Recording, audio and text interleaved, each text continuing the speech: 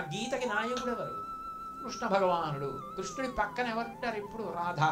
రాధాకృష్ణులు అంటాం కదా. కృష్ణుడి పక్కన రాధా. రాధా తిరగండి, ధారా. ఆ త్యాగము రావాలి అంటే, అసలు ఆ జ్ఞానము కలగాలంటే ఆ పుస్తకం చదువుకుంటే రాదది. భక్తి ముందు ఉంటే తప్ప ఈశ్వరుడు ఆ తత్వాన్ని పడు. అందుకు భగవద్గీత కించిదధీత, ఒక్క శ్లోకం నేర్చుకున్న జీర్ణమై అనుష్ఠానంలోకి ఎందుకు వచ్చిందంటే కృష్ణుడి అనుగ్రహం కలిగింది. రాధా ధార. ధార అంటే ఒక పాత్రలోంచి ఒక పాత్రలోకి నీళ్లు పోస్తున్నాను అనుకోండి, ధారగా పోస్తున్నాను అంటే మధ్యలో ఎక్కడ ఆగదు.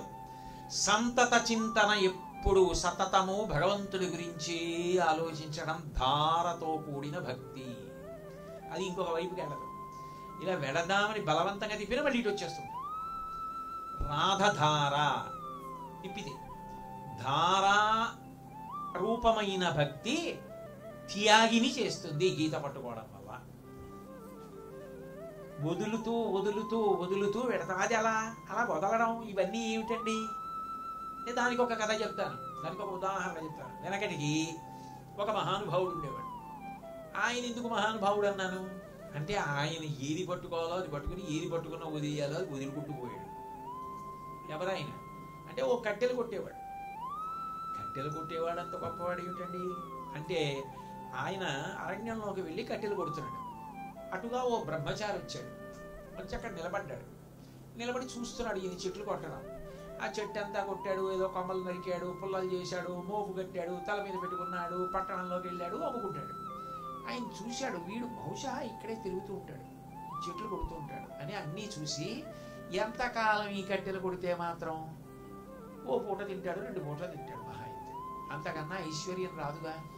అది వెళ్ళిపోతూ వెళ్ళిపోతూ అన్నాడు, ఇంకా ముందుకెళ్ళు అని వెళ్ళిపోయాడు.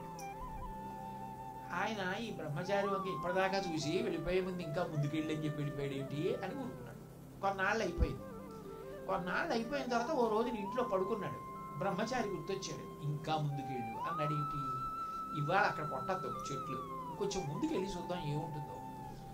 అనవసరంగా ముందుకెళ్ళి అక్కడ ఏమీ లేవనుకోండి, ప్రమాదం కాదు, అది తినే అన్నం కూడా ఉండదు. అయినా బ్రహ్మచారి మాట మీద నమ్మకంతో ముందుకెళ్ళాడు.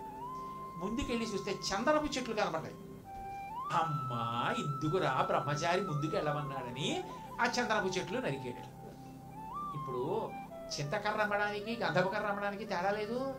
చాలా డబ్బు వచ్చింది, పెద్ద మేడ కట్టాడు, భోగ వస్తువులు తెచ్చాడు, సంతోషపడ్డాడు, ఆనందం పెరిగింది. ముందుకెళ్ళన్నాడు కానీ ఇక్కడ వరకు వెళ్ళలేదుగా అని ఇంకొంచెం ముందుకెళ్ళాడు.